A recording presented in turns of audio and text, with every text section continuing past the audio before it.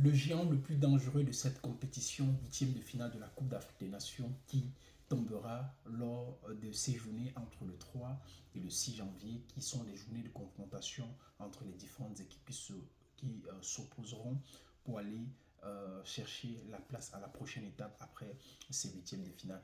Donc honnêtement, il faut le dire, ce match-là, c'est un vrai piège parce que sur les papiers, il est favori clair, rien à se reprocher à cette équipe-là. Mais dans la réalité, c'est jamais aussi simple. Il faut comprendre que rendu à ce niveau de la compétition, chaque équipe a démontré au travers des différentes rencontres, c'est-à-dire les trois rencontres de phase de poule, qu'elle était capable de se qualifier par elle-même pour aller chercher la seconde étape de cette compétition. Déjà, c'est un match à élimination directe au niveau des huitièmes de finale. Donc, une seule erreur devient capitale et tout peut s'arrêter pour ce géant-là. Ensuite, il faut noter que l'équipe qu'on n'attend pas n'a rien à perdre dans ces huitièmes de finale. Elle qui n'est pas favori, alors elle jouera sans pression et elle va oser tout pour aller pouvoir descendre cette géante nation du football africain en ces huitièmes de finale.